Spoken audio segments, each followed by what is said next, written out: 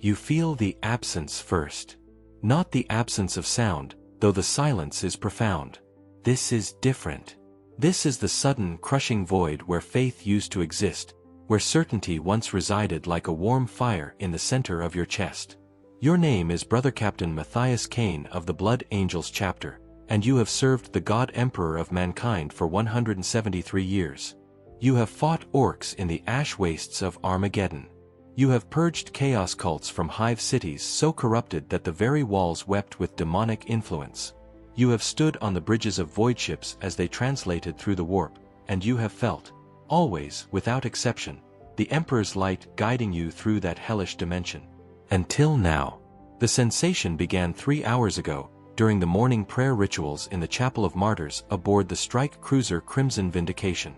You and 47 battle brothers knelt before the Golden Aquila, reciting the litany of faith as you have done every day for over a century.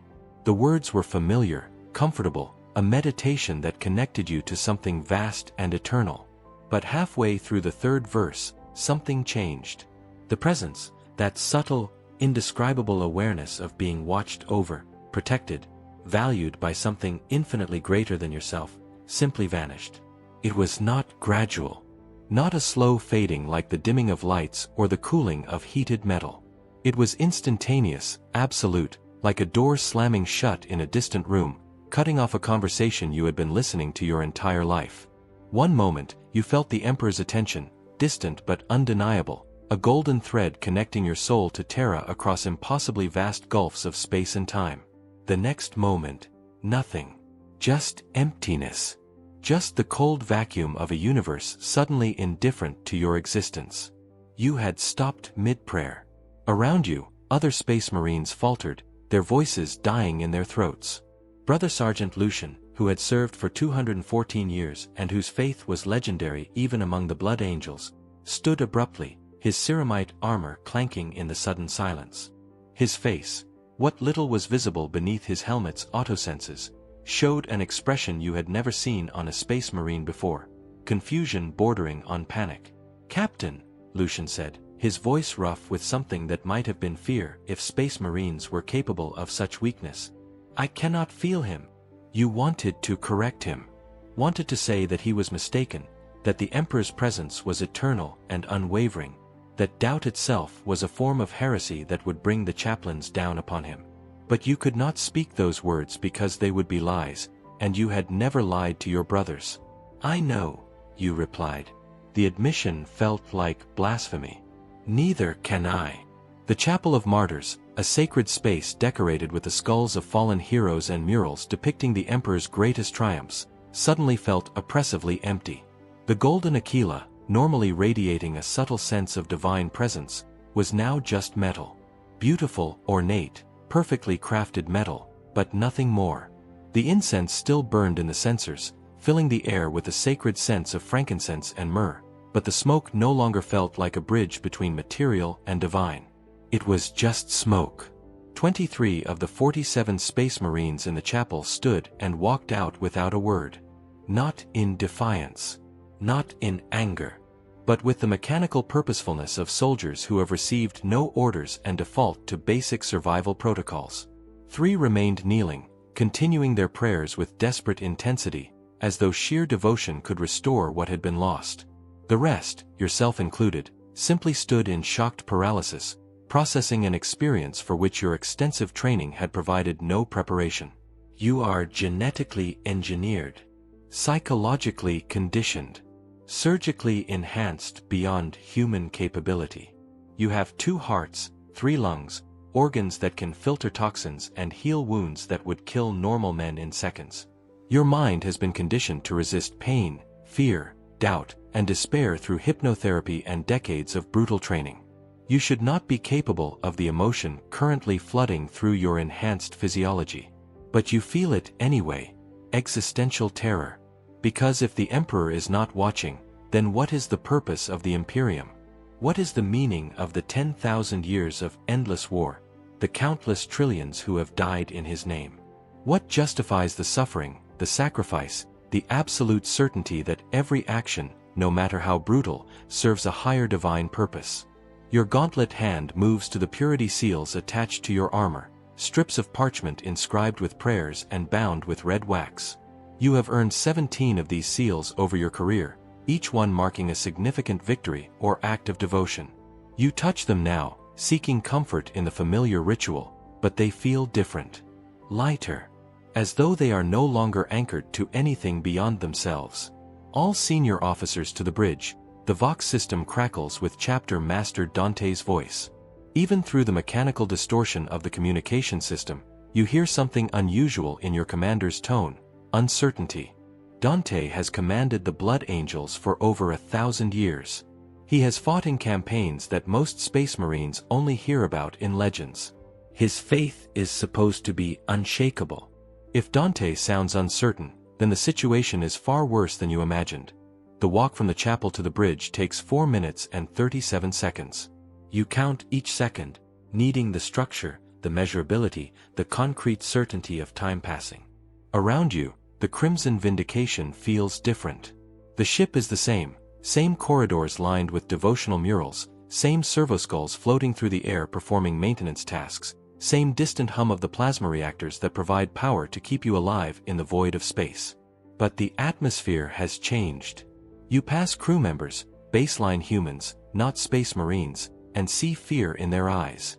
Not the normal fear of impending battle or mechanical failure, but something deeper. Existential. The kind of fear that comes from realizing that the foundations of reality itself might be unstable. You pass a prayer alcove where a dozen crew members have gathered, kneeling before a small shrine to the Emperor. They're praying, but their voices carry desperation rather than devotion.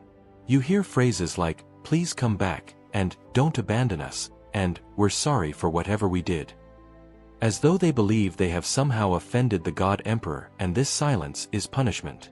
You want to stop, to tell them that this is not their fault, that even Space Marines, the Emperor's finest warriors, cannot sense his presence anymore. But you have no comfort to offer, no reassurance grounded in anything except hope that this is temporary. The bridge of the Crimson Vindication is organized chaos when you arrive.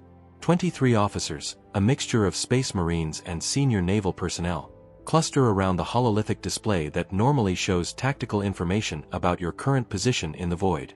Now it displays something else, a cascading list of astropathic transmissions coming from across the Imperium. Astropaths, psychically gifted humans who communicate across the vast distances between stars, form the backbone of Imperial communications. Their messages normally take days or weeks to arrive, traveling through the warp in carefully encoded bursts of psychic energy. But the display shows hundreds of messages arriving simultaneously, all marked with the same priority code, Omega-class emergency. Chapter Master Dante stands at the center of the bridge, his ancient armor adorned with honors accumulated over a millennium of service. His face is bare, unusual for a Space Marine commander in a tactical situation, and you see the age there, the weight of centuries carved into features that are normally hidden behind his golden death mask. He looks old. Not physically, Space Marines age slowly, and Dante's gene seed keeps him vital despite his years, but spiritually. He looks like a man who has suddenly realized that everything he believed might be wrong. "Brothers," Dante says, his voice carrying the formal tone of official pronouncement, "we have received confirmation from 17 sectors. The phenomenon is universal. Every astropath, every sanctioned psyker, every individual with even marginal psychic sensitivity reports the same thing. The Astronomicon has gone dark."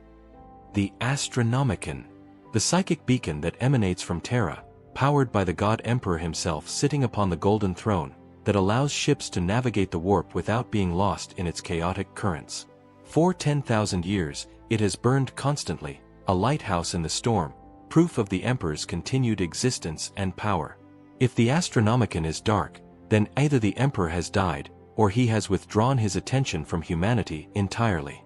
The implications are staggering. Every ship currently traveling through the warp is now navigating blind. Millions of vessels, billions of souls, lost in a dimension where physical laws don't apply and the creatures of chaos hunt for prey. Even if the crews survive, and survival is unlikely, they have no way to reach their destinations. The Imperium's entire logistical network depends on warp travel. Without it, star systems become isolated. Forge worlds cannot send weapons to war zones. Agricultural worlds cannot export food to hive cities. The entire vast machinery of imperial civilization grinds to an immediate halt. What are our orders? You hear yourself asking. The question is mechanical, automatic, the response of a soldier trained to seek direction in crisis situations. Dante turns to face you. His eyes, normally burning with certainty and purpose, look hollow. Orders, he repeats, and for a moment, you think he's going to say something profound, something that will restore meaning to this suddenly senseless situation. Instead, he says, I don't know. The admission is shocking. Chapter masters do not say, I don't know. They command. They decide. They provide direction even when the situation seems hopeless. The fact that Dante, legendary, ancient, unshakable Dante, has no answer is more terrifying than any xenos horror you have ever faced in combat. The astropathic messages, Brother Librarian Mephiston says, moving toward the hololithic display. Mephiston is the Blood Angel's chief librarian, a psyker of extraordinary power whose abilities allow him to see and manipulate the warp itself. If anyone should understand what's happening, it should be him. What do they say? Is there any explanation? Dante gestures to the display, and the messages begin cycling past. You read them in fragments, each one a desperate transmission from some distant corner of the galaxy. Terra is silent. Repeat, Terra is not responding to. All connection to the Golden Throne severed. Emperor's presence. Riots in the lower hives. Population believes the God Emperor has. Request immediate reinforcement. Chaos cults emerging from. Ships lost in warp translation. Navigation impossible without. The messages continue, hundreds of them, each one a small piece of a catastrophe that spans the entire Imperium. Worlds are descending into chaos. Not chaos in the warpspawn sense, though that will come soon enough, but social collapse, the disintegration of order that occurs when people realize that their entire civilization's foundation has crumbled. The Emperor is not dead, Mephiston says suddenly, his voice cutting through the murmur of shocked conversation. I would know if he was dead. The warp would reflect such an event. His psychic presence is so vast that his death would create a shockwave across all of reality. This is something else.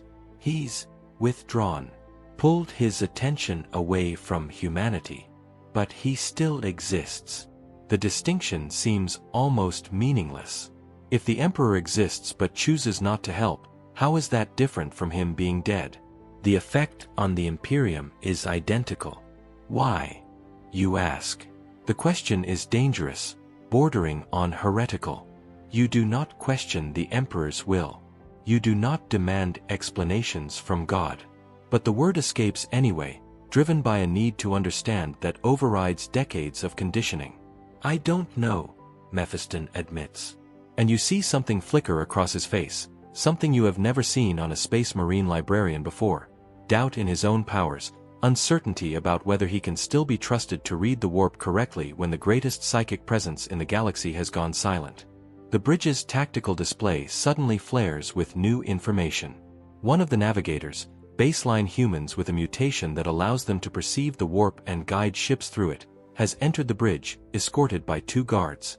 The navigator looks worse than you have ever seen one of their kind appear.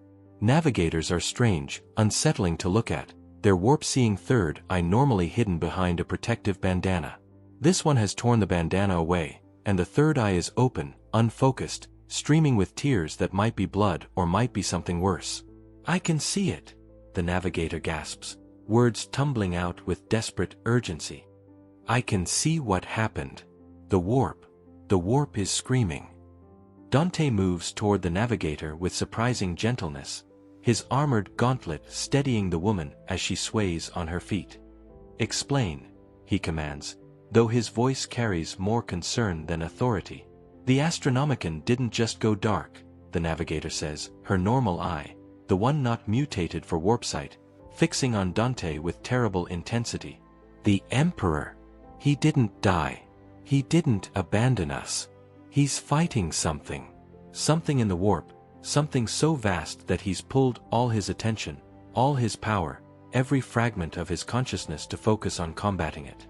The Golden Throne, the Astronomicon, his protection of humanity, all of it has been sacrificed to fight whatever he's facing. Because if he doesn't stop it, then nothing else matters. We all die anyway. The silence that follows is absolute. You process the navigator's words, running them through your enhanced cognitive abilities, analyzing implications, calculating outcomes. If the Emperor is fighting something so dangerous that he's willing to abandon the Imperium to face it, then humanity is caught between two apocalypses: immediate collapse from losing the Astronomicon, or eventual annihilation from whatever the Emperor is desperately trying to prevent. How long? Mephiston asks quietly. How long until whatever he's fighting breaks through? The navigator's third eye focuses on the librarian, and you see genuine pity in that inhuman gaze. It's not about it breaking through, she says. It's about whether he wins. And if he loses. She stops, unable or unwilling to complete the thought. If he loses, we face something that even the God Emperor cannot defeat, Dante finishes. Which means we have a choice. We can despair, collapse, allow the Imperium to tear itself apart in panic. Or we can hold the line. We can maintain order, preserve what we can, and trust that the Emperor knows what he's doing. That his silence is not abandonment but sacrifice. You want to believe him. Every fiber of your enhanced being wants to accept that interpretation, to restore the comfortable certainty of faith. But you're a space marine. You're trained to see situations tactically, to assess probabilities without the comfort of delusion. And if he doesn't win? You ask. If whatever he's fighting is too powerful, even for the Emperor, what then? Dante's face hardens. The uncertainty vanishes, replaced by the iron will that has kept the Blood Angels fighting for 10,000 years. Then we die, he says simply. But we die fighting. We die holding the line. We die proving that even without the Emperor's light to guide us, humanity is strong enough to resist the darkness. Because that's what he would want. That's what he's always wanted, for us to be strong enough to stand on our own. The words should be inspiring. They should rally your spirits, restore purpose, transform despair into determination. And to some extent, they do. You feel your training reasserting itself, the psychological conditioning that makes Space Marines effective even in hopeless situations. You begin thinking tactically again, considering next steps, prioritizing objectives. But underneath that trained response, you feel something else. Grief. Profound, aching grief for the loss of certainty, for the end of faith as you knew it, for the brutal understanding that you are now truly alone in a hostile universe. What are our orders? Brother Sergeant Lucian asks, repeating your earlier question with more force. Around him, the other officers straighten, ready to receive direction, to transform philosophical crisis into actionable military objectives. Dante studies the gathered Space Marines, his ancient eyes moving from face to face, reading the mixture of shock, determination, and barely suppressed panic that marks even these enhanced warriors. We proceed to Baal, he says, naming the Blood Angels' home world. We gather what forces remain loyal and organize a defensive posture.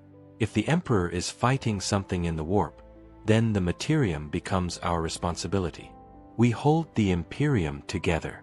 Not for him, the admission clearly pains him, but because it's the right thing to do. Because 10,000 years of sacrifice cannot be meaningless. Because even if we never again feel the Emperor's presence, we can honor his example by protecting what he built. It's a good speech. Practical. Realistic. Exactly what the situation demands. But as Dante speaks, you notice something troubling. Several of the officers are not responding. 3 Space Marines near the back of the bridge stand motionless, their posture wrong, their body language suggesting not shock but calculation. You recognize one of them, Brother Hadrian, a tactical Marine you fought beside for 70 years, whose faith was always intense, bordering on fanatical. Hadrian's hand moves toward his bolter. Your enhanced reflexes respond before conscious thought completes. You're moving, shouting a warning, closing the distance across the bridge with the supernatural speed that gene seed augmentation provides. But you're not fast enough. Hadrian's bolter rises, the weapon tracking toward Dante with mechanical precision. His voice emerges flat, emotionless, nothing like the passionate warrior you knew. If the Emperor has abandoned us, Hadrian says, then the Imperium is already dead.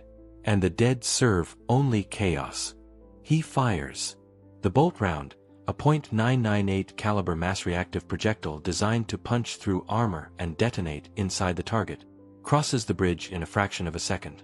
It should impact Dante's chest, should explode inside his ancient body, should kill or critically wound even a space marine of his legendary endurance. But Mephiston is faster. The chief librarian's hand snaps up, and the air between Dante and the bolt round shimmers with psychic force. The projectile freezes mid-flight, hanging in the air like a sculpture of death, completely motionless. Then it falls, clattering harmlessly to the deck. You reach Hadrian a second later, your armored fist connecting with his helmet hard enough to crack the ceramite. He goes down, but two other Marines who were standing near him move into action. Brother Cortez and Brother Thane, both veterans, both warriors you trusted completely. They're not fighting for the Emperor anymore. The bridge erupts into chaos. You have trained for combat scenarios involving every conceivable enemy. Orks, Tyranids, Necrons, Tau, Eldar, and every variety of chaos-spawned horror the warp can produce. You have never trained for fighting your own brothers. Space Marine combat is horrifying even when both sides are enemies. When both sides are enhanced super soldiers with identical training and equivalent equipment, it becomes a nightmare of explosive violence conducted at speeds baseline humans can barely perceive. Brother Cortez lunges at you with his combat knife, a monomolecular blade capable of cutting through vehicle armor, and you barely deflect the strike with your vambrace. The blade screeches against ceramite, drawing sparks, and you counter with an elbow strike to his helm that would cave in a normal human skull. Cortez staggers but doesn't fall. Around you, the bridge has divided into two groups, those still loyal to Dante and the Imperium, and those who have decided that the Emperor's silence means freedom to pursue other paths. The latter group is smaller, maybe 7 Space Marines out of 23, but 7 Space Marines can kill a lot of people in a very short time. Brother Sergeant Lucian intercepts Brother Thane, his power sword igniting with a crackle of disruption fields. The two warriors collide with a thunderous impact, their armor clanking as superhuman strength meets superhuman strength. Lucian is older, more experienced, but Thane fights with the desperate abandon of someone who has concluded nothing matters anymore. You hear Dante's voice cutting through the chaos. Stand down. All of you, stand down. This is exactly what the enemy wants, for us to tear ourselves apart. But his words have no effect. The Space Marines who have turned can no longer hear reason. Something in the Emperor's silence has broken them, has severed the psychological conditioning that made them reliable, has allowed doubts and fears that should have been suppressed to flood their enhanced minds and take control. Hadrian recovers from your earlier strike and comes at you again, this time abandoning his bolter for close combat. His fists are lethal weapons in themselves. Genetically enhanced muscle combined with powered armor servos can generate strikes with thousands of pounds of force. He aims for your throat, attempting a killing blow, and you barely duck under the attack. Hadrian, stop! You shout, still hoping that some fragment of the brother you knew remains accessible. We don't have to do this. The Emperor is gone, Hadrian replies, his voice still that terrible flat monotone. Which means there's no judgment, no punishment, no reward. We're free, and I choose to serve those who still answer prayers. He means chaos. He's already turned, already given himself to the ruinous powers that the Emperor spent 10,000 years trying to suppress. The corruption must have been dormant, waiting, and the moment the Emperor's attention withdrew, it bloomed fully. You cannot save him. You can only stop him. Your power fist activates with a hum of charging capacitors. The weapon is designed for breaching fortifications and destroying armored vehicles. Massive, slow, and utterly devastating when it connects. You swing at Hadrian, and he tries to dodge, but you've fought beside him for 70 years. You know his patterns, his preferred tactics, his reflexes. You anticipate the dodge and adjust mid-swing. The power fist connects with Hadrian's side. The disruption field surrounding your gauntlet collapses his armor like paper, and the massive kinetic force transfers directly into his enhanced body. You feel ribs breaking, even Space Marine ribs, and Hadrian goes down hard, coughing blood, his gene seed struggling to cope with catastrophic internal injuries. He's not dead.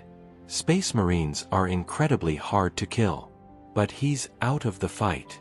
Around you, the brief battle is reaching its conclusion.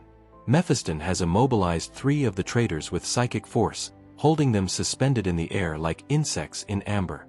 Brother Sergeant Lucian has defeated Brother Thane, his power sword punched through the traitor's chest, the blade's disruption field burning through both hearts. Cortez tried to flee, and was gunned down by bolter fire from loyal Marines who had regained their tactical composure. The bridge falls silent except for the low moans of the wounded and the mechanical hum of the ship's systems. 7 Space Marines, 7 brothers, have turned traitor in the span of less than 5 minutes. 4 are dead.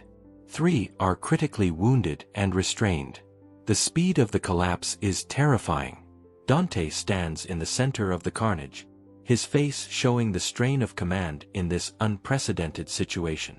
He looks at the bodies, at the traitors who were his warriors just minutes ago, and you see something break in his expression. Not collapse, not yet, but a crack in the foundation, a recognition that this is just the beginning. This will happen everywhere, Dante says quietly. Across the Imperium, in every chapter, every regiment, every ship. The Emperor's presence was the psychological anchor that kept us stable. Without it, faith becomes doubt. Doubt becomes despair. Despair becomes corruption. We're going to see loyalists turn traitor not because they want to serve chaos, but because they can no longer see a reason not to. Then we remind them, you say, surprising yourself with the certainty in your voice. We remind them what it means to be Space Marines. We were created to be the Emperor's warriors, yes. But we were also created to protect humanity. That purpose doesn't change just because he's not watching anymore. We are still what we were made to be. Dante studies you for a long moment. Do you believe that, brother captain? Do you truly believe we can maintain our purpose without faith? It's a good question. An essential question. And as you stand on the blood-stained bridge of the Crimson Vindication, surrounded by the corpses of brothers who lost their faith and died for it, you realize you don't know the answer. But you give the answer anyway, because sometimes faith is not about certainty but about choosing to believe despite doubt. Yes, you say. I believe it. The lie tastes like ash in your mouth. But it's the lie that might keep the Imperium alive. Part 2. The Holding. You dream, though Space Marines are not supposed to dream. The gene seed modifications and psychological conditioning should suppress the unconscious mental processes that create dreams, leaving you with restful darkness when you enter dormancy cycles. But tonight, if night has any meaning on a void ship traveling through the Materium, your mind shows you visions. You see Terra, not as it is, but as it was, 10,000 years ago during the Great Crusade. The Emperor walks across the palace gardens, his form too bright to look at directly, radiating power and purpose and absolute certainty. You follow him. You are yourself in this dream, though you know that's impossible. You weren't alive during the crusade, and he turns to face you. His face is your father's face. Then it's Dante's face. Then it's a mirror, showing your own features staring back at you. The Emperor speaks, but the words emerge as static, as white noise, as the sound of a transmission that cannot quite be received. Then he turns away and walks into darkness. You try to follow, but your legs won't move. You try to call out, but your voice makes no sound. And then you're alone in the garden, surrounded by beautiful growing things, watching as everything begins to wither and die. You wake gasping, an autonomic response your enhanced physiology should suppress, and lie in your dormancy pod trying to slow your twin hearts back to normal rhythm. The dream's meaning is obvious enough that it barely requires analysis. You are watching everything you believed in die, and you are powerless to stop it. 48 hours have passed since the Emperor's silence began. 48 hours that feel like 48 years, every minute stretching with the weight of uncertainty and mounting crisis. The Crimson Vindication has continued toward Baal, but without the Astronomicon, navigation is guesswork. The ship's navigators are using older, slower methods, astrogation charts, probability calculations, short warp jumps followed by lengthy periods of sensor triangulation. What should have been a 3-day journey will now take 3 weeks. Assuming you survive that long. The situation aboard the ship has deteriorated. After Hadrian and the others turned traitor on the bridge, Dante ordered a complete security lockdown. Every Space Marine was required to report for psychological evaluation by the chaplains, the spiritual guardians of the chapter whose job is to monitor the mental state of their brothers and identify signs of corruption. The evaluations revealed 14 more Marines showing signs of incipient crisis. Not yet traitors, but teetering on the edge, their faith shaken badly enough that continued loyalty was questionable. Dante made the decision that chapter masters are authorized to make, but hoped they never have to. He ordered those 14 Marines confined to holding cells until the crisis could be resolved. Some went willingly, recognizing their own instability and choosing restraint over the risk of betrayal. Others fought. 3 more died resisting confinement. The Blood Angels are eating themselves from within. You dress in your armor with mechanical precision, each piece fitting into place with the comfortable familiarity of a ritual performed thousands of times. The armor is your second skin, the ceramite and plasteel and adamantium that separates you from the hostile universe. Today it feels less like protection and more like a prison, trapping you inside a role that might no longer have meaning. The corridors of the Crimson Vindication are quieter than you've ever experienced. Normally, there's a background hum of activity, crew members moving between shifts, servoskulls performing maintenance, the distant chatter of Vox communications. Now, people move in silence, their faces showing the strain of maintaining order when the foundations of their reality have collapsed. You pass a shrine to Sanguinius, the Blood Angel's Primarch, the angel who died defending Terra during the Horus Heresy, and notice that someone has left fresh flowers. The gesture is touching and somehow heartbreaking. Even when the God Emperor is silent, people still need something to believe in. The command briefing is scheduled for 0800 hours. You arrive with 7 minutes to spare and find the briefing room already occupied. Dante sits at the head of the tactical table, his golden death mask in place now, hiding his features behind a stylized representation of Sanguinius's face. The mask is meant to inspire, to remind everyone of the Blood Angel's glorious heritage. Today it just looks like a beautiful shell concealing exhaustion and doubt. Brother Librarian Mephiston stands near the hololithic display, his psychic hood crackling with residual warp energy. He looks worse than you've ever seen him. Pale, drawn, his normally intense eyes now showing something closer to haunted desperation. Using psychic powers without the Emperor's light to provide stability in the warp is dangerous. Every time Mephiston reaches into that dimension, he risks being overwhelmed by the demonic entities that prowl its depths, no longer held at bay by the Emperor's presence. Brother Sergeant Lucian arrives next, followed by 3 other senior officers. You notice that this group is smaller than the previous briefing. Some officers are confined, others are dead, and a few have been reassigned to critical posts that cannot be left unmanned. The Blood Angels are running out of reliable leadership. Status report, Dante says once everyone is assembled. His voice through the death mask's vox grill is distorted, inhuman, which might be intentional. Perhaps it's easier to command when you don't sound vulnerable. Lucian activates the hololithic display, and a schematic of the ship appears, rotating slowly in the air above the tactical table. Sections are color-coded, green for secure, yellow for questionable, red for compromised. You're disturbed to see how much of the ship is now marked yellow or red. Decks 7 through 9 have been sealed, Lucian reports. We've confirmed cultist activity, baseline crew who have turned to chaos worship. They've erected shrines in the cargo holds and have begun conducting rituals. We lack the manpower to purge them without compromising other critical areas of the ship. The admission is staggering. Cultists on a Space Marine vessel. Normally, such corruption would be identified and eliminated within hours. But, normally, no longer applies. The crew members turning to chaos aren't insane or evil. They're terrified people seeking something, anything, that will answer their prayers when the God Emperor has gone silent. The armory is secure, Lucian continues, as are the primary reactor spaces and the bridge. But we've had to pull Marines from patrol duties to maintain those positions. Ship-wide security is essentially non-existent. If we face boarding action or internal uprising, our response capability is minimal. Dante nods slowly. Mephiston, what's the status of our warp transit? The chief librarian looks up from whatever internal contemplation he was engaged in. We're making progress, but it's slow and dangerous. Every jump risks catastrophic mishap without the Astronomicon to guide us.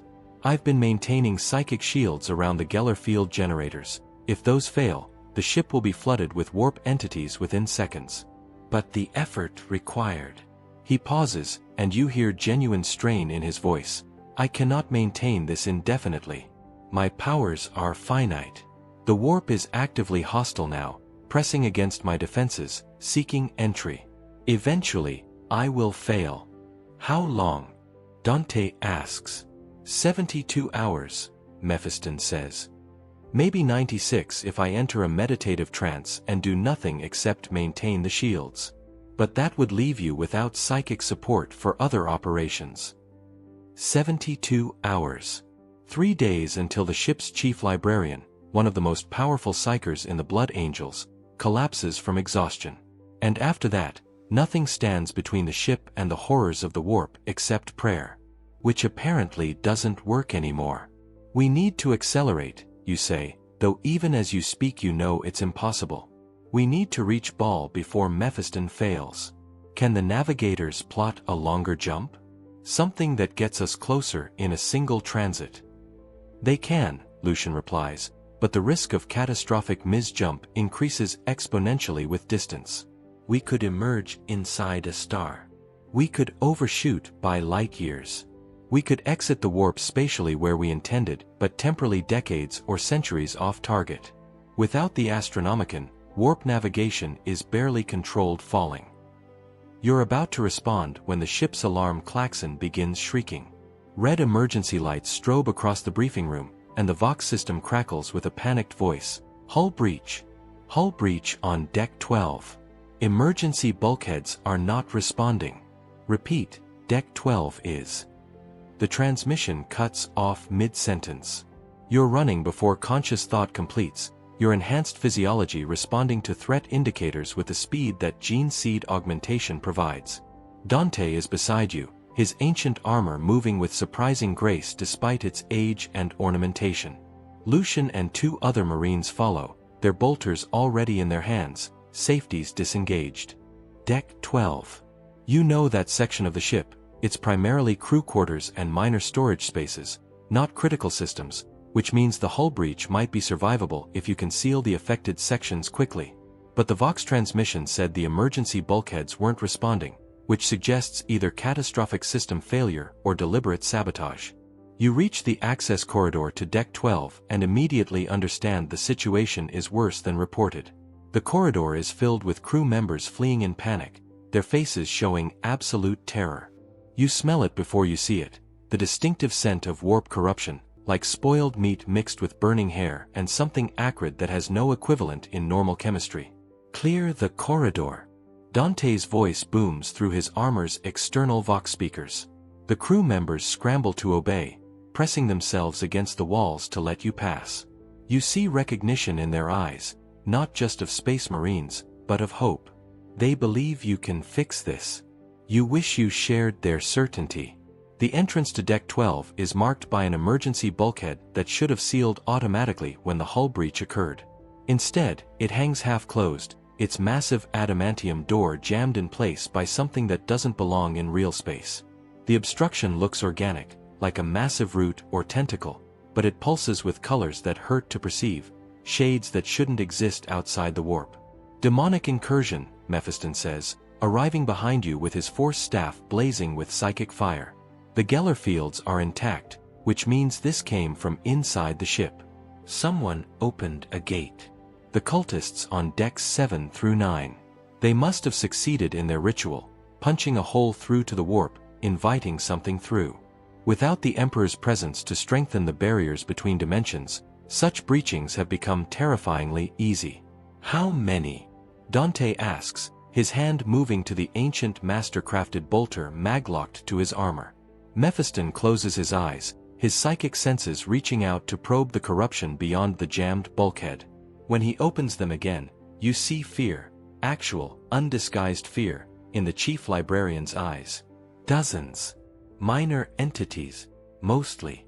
Bloodletters, plague-bearers, horrors. But there's something else. Something bigger. I can feel it forming, pulling itself through the breach. If it fully manifests. He doesn't finish the sentence. You don't need him to. A major demon aboard the ship would be catastrophic.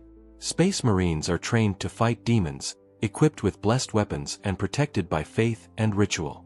But faith is exactly what you no longer have reliable access to. Your purity seals are just parchment. Your litanies are just words. The Emperor's protection, the subtle reinforcement that made you more than simply very good soldiers, is absent. You're going to have to fight hell itself with nothing but training, equipment, and will. Seal the deck, you say. Vent the entire section to space. Kill everything in there, demon and cultist alike. Lucian is already moving toward the environmental controls, but Dante stops him with a raised hand. Deck 12 contains 237 crew members. Not all of them are cultists. Many are trapped, hiding, praying for rescue. The calculation is brutal and immediate. 237 lives against the safety of the entire ship and its 3,000 souls. The choice should be obvious. But Dante is looking at you, and you realize this is a test. Not of your tactical acumen. Any competent officer knows the correct military decision. This is a test of something else. Of who you are when the Emperor is not watching. Of what kind of man you become when there's no divine judgment to answer to. We go in, you hear yourself saying. We purge the demons, eliminate the corrupted, and evacuate the survivors. Because that's what the Emperor would want us to do. Not because he's watching. But because it's right. Dante nods slowly. Because it's right, he repeats, and you hear something in his voice that might be approval or might be grief. Lucian, organize rescue teams. Prioritize crew members with critical skills. Mephiston, you're with us. Keep that thing from fully manifesting. I'll try, Mephiston says, which is not the confident assertion you would prefer to hear from your chief librarian. The assault team forms up quickly. You, Dante, Mephiston, and 4 other Space Marines, Brother Sergeants Castor and Ramos, and Tactical Marines Jovan and Kale. 8 warriors to clear an entire deck of demonic corruption. Normally, you'd request more support. But normally no longer applies, and these 8 are all Dante trusts completely. You attach a melta charge to the jammed bulkhead's control mechanism. The charge detonates with a sharp crack, vaporizing the obstruction and the warp-spawned matter jamming the door. The bulkhead slides open with a grinding screech of abused machinery. The sight beyond defies rational description. Deck 12 has been transformed. The corridor walls, which should be standard Imperial steel adorned with devotional murals, have become something organic. Flesh. Pulsing, breathing flesh, veined with capillaries that carry fluids too dark to be blood. The lighting fixtures have been torn out, replaced by bioluminescent growths that radiate a sickly green glow. The air is thick with humidity and the cloying scent of decay. And the demons. Bloodletters, lesser demons of Khorne, the chaos god of violence and rage, prowl through the corrupted corridors. Each stands perhaps 8 feet tall, their brass-colored skin stretched tight over supernatural musculature, their heads bestial and horned. They carry hellblades, swords forged from solidified warp stuff that can cut through armor like tissue paper. You count 7 in the immediate area, but you hear more deeper in the deck. The clicking of claws on metal, the wet breathing of things that shouldn't breathe, the screaming. So much screaming. For the Emperor. Dante roars and charges. The invocation should be meaningless now, just words referencing a being who is no longer listening. But the words still matter because they remind you of what you're fighting for, what you've always fought for. Not for the Emperor's attention or approval, but for the Imperium he built. For humanity. For the fragile, brief lives of baseline humans who deserve to live without being torn apart by demons. Your bolter speaks first, the bark of .998 caliber mass-reactive rounds filling the corrupted corridor with thunder. The first bloodletter takes 3 rounds to the chest and detonates in a spray of ichor and brass fragments as the blessed ammunition does its work. The second dodges with supernatural speed, its hellblade coming up in a warding position, deflecting your next burst. Beside you, Dante's mastercrafted bolter is firing in controlled bursts, each shot placed with the precision of 1,000 years' experience. His rounds find targets with mechanical inevitability. A bloodletter's head explodes, another's leg is blown off at the knee, a third is staggered by hits to its torso. He's not faster than you, not stronger, but he's more efficient. Every movement economical, every shot necessary, no wasted effort. Brother Sergeant Castor charges past you with a roar, his chain axe revving, the monofilament teeth spinning at thousands of rotations per minute. He collides with a bloodletter in a shower of sparks, ceramite armor grinding against demonic brass, and his axe bites deep into the creature's neck. The demon thrashes, its hellblade scoring deep gouges in Castor's pauldron, but he holds firm, sawing through supernatural flesh until the head separates and the demon's form begins to dissolve. The crew. You shout over the chaos of combat. Find the survivors. Yovan and Kale break off, moving deeper into the deck with their bolters held ready. You want to go with them, want to ensure they survive the next 30 seconds, but you have your own targets. A bloodletter is charging at you, its hellblade raised high, its brass face twisted in an expression of pure rage.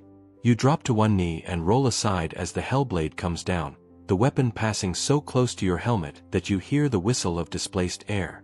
Your own blade, a standard combat knife, nothing blessed or special, just good Imperial steel, comes up in a vicious slash that opens the demon's thigh. It howls, more in outrage than pain, and backhands you with strength that sends you crashing into the corrupted wall. The impact would kill a normal human. Would probably kill 3 normal humans. Your power armor absorbs most of it, and your enhanced skeleton takes the rest without breaking. But it still hurts, a deep ache in your ribs where even ceramite couldn't fully disperse the force. You taste blood, you bit your tongue, a stupid human mistake that training should have eliminated. The bloodletter lunges again, and this time you're ready. Your power fist activates, the disruption field crackling to life around your gauntlet, and you catch the hellblade mid-swing. The two forces, material technology and warp-born weaponry, meet with a screech of tortured reality. The hellblade shatters, fragments of solidified chaos evaporating back into the warp, and your power fist continues forward into the demon's chest. It dies screaming, its form collapsing into smoke and brass dust. You allow yourself 1 second to breathe, 1 second to acknowledge the pain in your ribs and the taste of blood in your mouth, and then you're moving again. Dante is pushing forward, his ancient armor shrugging off hits that would cripple lesser marines, his bolter and power sword working in concert to clear the corridor. Mephiston follows, his force staff drawing glowing sigils in the air, each one a barrier against the warp energies trying to flood through the breach. You reach a side corridor and hear voices, human voices, terrified but alive. You move toward them, Ramos covering your advance, and find a sealed door. The lock has been welded shut from the inside, crude work, but effective enough against demons that lack the patience for siegecraft. Imperial forces, you announce through your armor's external vox. Stand clear of the door. You place a breaching charge, smaller than the melta-charge you used on the bulkhead, just enough to blow the lock, and trigger it. The door flies inward, and you enter with your bolter raised, scanning for threats. The compartment contains 18 crew members huddled in the far corner. Men and women, ranging from teenagers to the elderly, all wearing the standard gray jumpsuits of naval ratings. They stare at you with expressions that mix hope and terror, unable to fully process whether you're rescue or just a different kind of death. "We're evacuating," you say, trying to make your voice sound reassuring despite the mechanical distortion of your armor's speakers. "Stay close, move quickly, do exactly what I say." "Understood." They nod. too frightened to speak. You lead them back toward the main corridor, Ramos bringing up the rear, his bolter scanning constantly for threats. You're halfway there when you hear it, a sound that bypasses your ears entirely and resonates directly in your mind. Not a sound, but a presence. A weight. A massive psychic signature manifesting somewhere deeper in the deck. The thing Mephiston warned about. It's here. Go! You shout at the crew members, pointing toward the exit. Run. Don't stop, don't look back, just run. They don't need to be told twice. They flee in panic, stumbling over each other in their haste to escape. You let them go. Ramos will shepherd them to safety, and turn back toward the source of that terrible presence. The corridor ahead is changing. The organic corruption that transformed the walls is intensifying, growing thicker, more complex. The flesh is sprouting appendages now, things that might be arms or might be tentacles or might be something for which there is no name in human language. And in the center of it all, pulling itself through from the warp with agonizing slowness, is something vast. You see it in fragments, each perception contradicting the last. It's a massive, amorphous blob. It's a beautiful angel with too many wings. It's a geometric impossibility, all sharp angles that hurt to perceive. It's your father's face, 50 feet tall, screaming. It's all of these things and none of them, because demons don't have single fixed forms. They're thoughts given flesh, concepts made manifest, and this one is pulling itself into reality with clear purpose. Mephiston is standing in the center of the corridor, his force staff blazing with psychic fire, his entire body surrounded by a corona of power that makes your autosenses flicker and strain. He's chanting, his voice resonating with harmonics that shouldn't be possible from a human throat, speaking words and languages that predate humanity.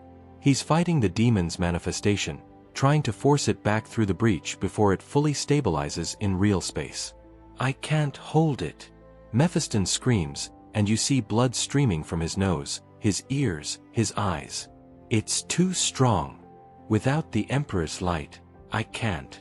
The demon surges forward, and Mephiston staggers, his psychic shield buckling under the assault.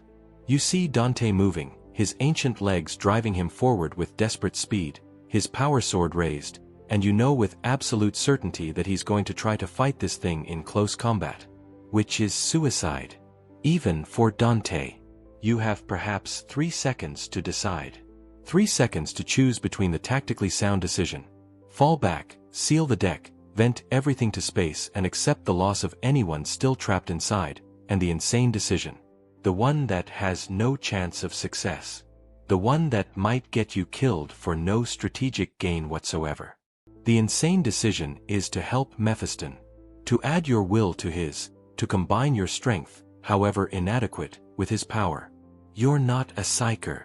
You have no warp sight, no ability to manipulate the immaterium. But you're a space marine, and space marines are more than just flesh and bone. Your will given form. Purpose made manifest. Your faith. Even when that faith has nowhere to go. You run toward Mephiston, dropping your bolter, extending your hand toward his shoulder. The moment you make contact, you feel it. The overwhelming pressure of the demon pushing through, the crushing weight of the warp trying to flood into real space, and Mephiston's desperate, straining effort to hold it back. And you add yourself to his defense. You have no psychic power, no special gift. Just the absolute conviction that this demon will not pass. That this deck, this ship, these people are under your protection, and you will hold the line. It's not faith in the Emperor is not here.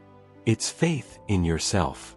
In the idea that will and determination and sheer bloody-minded refusal to yield can matter even against forces that defy natural law. It shouldn't work. Space Marines are not psychers.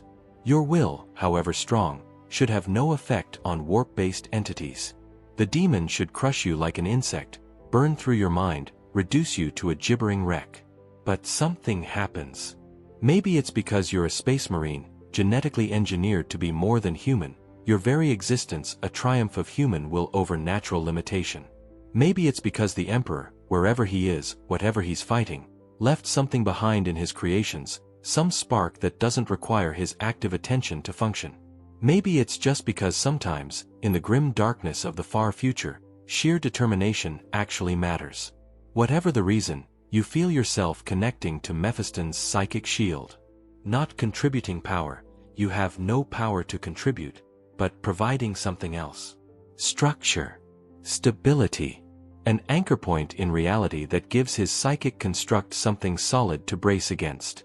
The demon screams, a sound that exists simultaneously in the material world and the warp, a noise that makes your twin hearts skip beats and your enhanced organs spasm in protest. But it's not advancing anymore.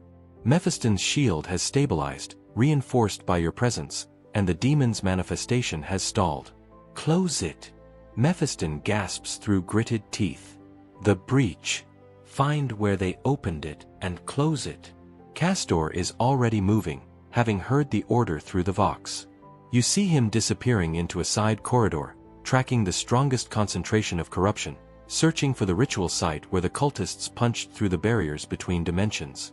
Dante reaches you, his power sword blazing with blue energy, and he places his free hand on your shoulder. And you feel it again, that sense of connection, of multiple wills combining into something greater than their sum. Dante's faith, tempered by 1,000 years of service, adds itself to the defense. He's not a psyker either, but he's chapter master of the Blood Angels, and his will is legendary. The demon's advance stops entirely. It writhes at the edge of manifestation, half in real space and half in the warp, unable to push through, unable to retreat. Trapped. Found it. Castor's voice crackles over the vox. Throne, they used children. They sacrificed children to open this gate. The revelation sends a spike of pure rage through your consciousness. Not just anger, Space Marines can control anger. This is fury, cold and absolute, the recognition that some acts are so heinous that they transcend all justification. The cultists didn't just betray the Imperium. They murdered innocents to invite damnation aboard the ship. They deserve what's coming.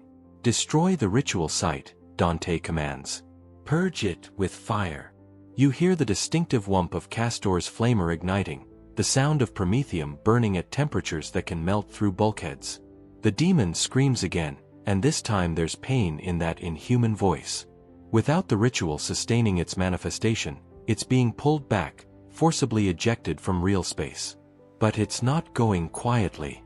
The demon surges forward one last time, putting all its remaining power into a final push.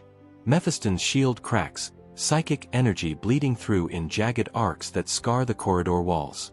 You feel yourself being pushed back, your connection to Mephistopheles' power straining, threatening to snap. Hold.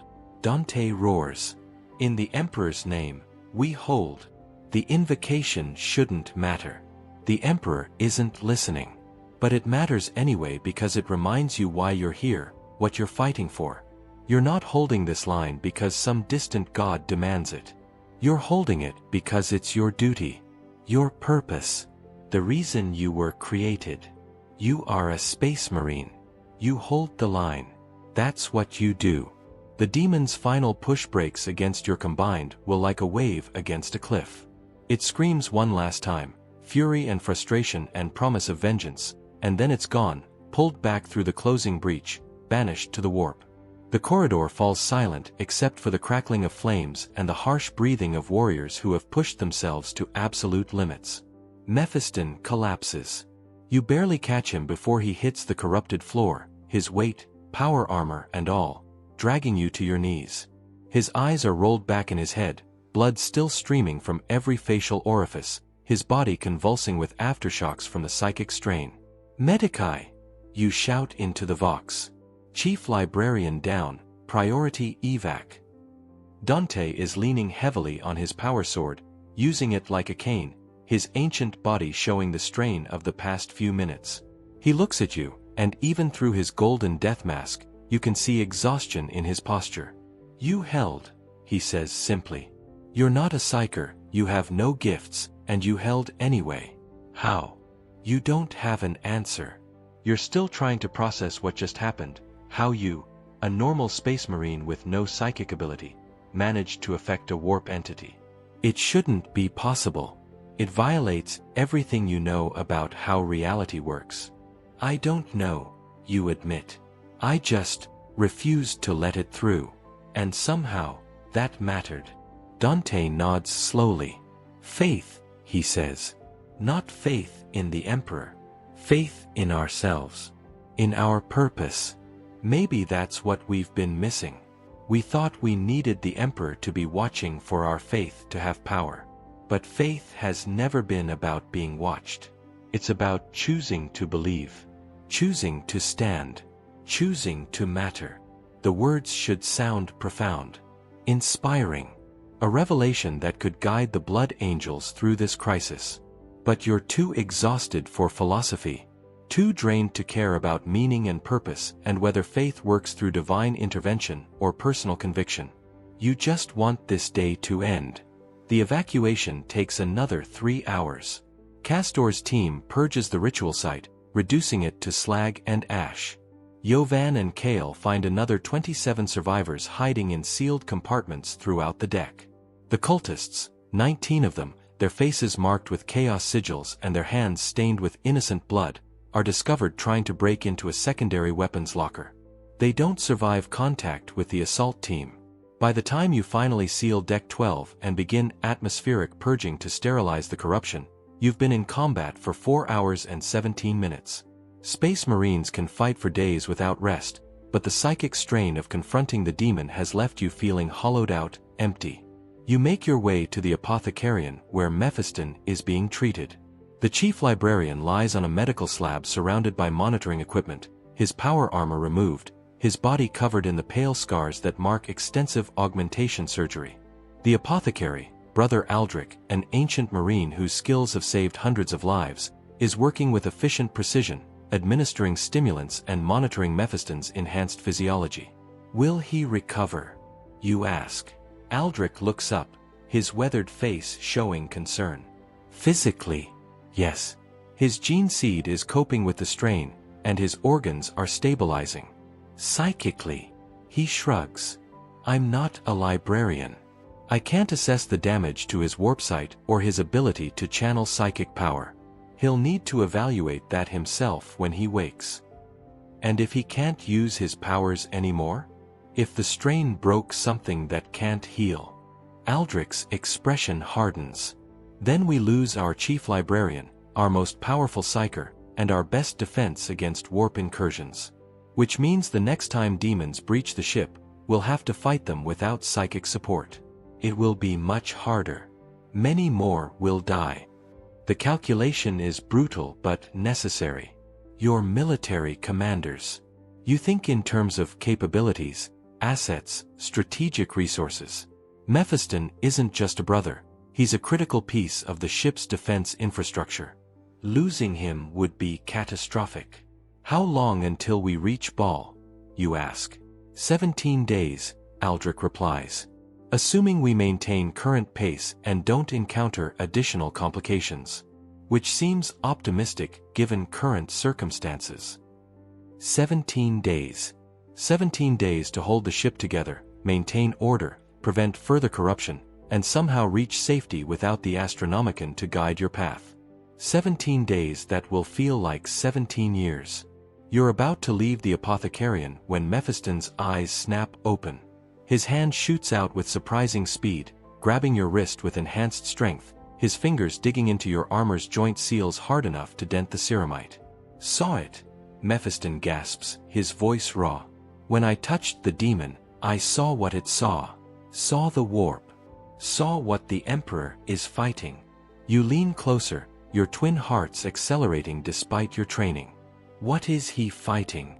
Mephiston's eyes are wild, unfocused, looking at something beyond the physical world. Not a demon. Not chaos. Something else. Something that was sleeping in the deep warp, and the Emperor's presence kept it asleep for 10,000 years. But it woke up. And if it fully wakes, if it breaks free. He stops, shuddering. What? You demand. What happens if it breaks free? Everything ends, Mephiston whispers. Not just humanity. Everything. The materium. The warp. All of existence consumed by something that was old when the universe was young. The Emperor didn't abandon us. He's holding back apocalypse. Buying us time. Time to what, I don't know. But he's giving everything he has to give us a chance. The revelation should change everything. Should restore faith, provide meaning, explain the Emperor's silence in terms that justify continued loyalty. But it doesn't change the practical situation. The Emperor is still not watching. The Imperium is still collapsing. And you're still on a ship crawling toward home through hostile space with 17 days of desperate survival ahead. Tell Dante, you say. He needs to know. I will, Mephiston promises. But Captain, it might not matter. Even if we know why the Emperor is silent, even if we understand he's fighting to save us all, the Imperium is still going to tear itself apart. Because faith isn't about understanding. It's about feeling. And people don't feel the Emperor anymore. Knowing he's fighting for us doesn't replace the absence of his presence. You want to argue. Want to say that surely knowledge should be enough. That surely understanding the Emperor's sacrifice will inspire continued loyalty. But you know Mephiston is right. Humans don't live by knowledge alone. They need to feel valued, protected, watched over. And that feeling is gone. Then we give them something else to believe in, you say. We show them that even without the Emperor's light, humanity is worth fighting for. That the Imperium is worth preserving. That we're strong enough to stand on our own. Are we? Mephiston asks. Strong enough, I mean? You look down at the chief librarian, at this powerful psyker who just spent himself to the point of collapse fighting a demon that should have killed all of you. You think about Dante's uncertainty, about the Marines who turned traitor, about the cultists who murdered children, about the fragile baseline humans huddled in sealed compartments praying for rescue that might never come. I don't know, you admit. But we're going to find out. Asterisk. The story continues, 17 days stretching ahead, each one a test of will over faith, purpose over certainty, human determination against a universe suddenly revealed to be far more hostile than anyone imagined. The Emperor is silent. The Astronomicon is dark. And somewhere in the warp, something ancient and terrible is pressing against barriers maintained by the last desperate effort of a god who might be humanity's only hope. But here, on the Crimson Vindication, Brother Captain Matthias Kane has learned something important. Faith doesn't require a deity. It requires a choice. And he has chosen to believe that humanity matters, that duty matters, that holding the line matters. Even when no one is watching. Especially when no one is watching. Asterisk.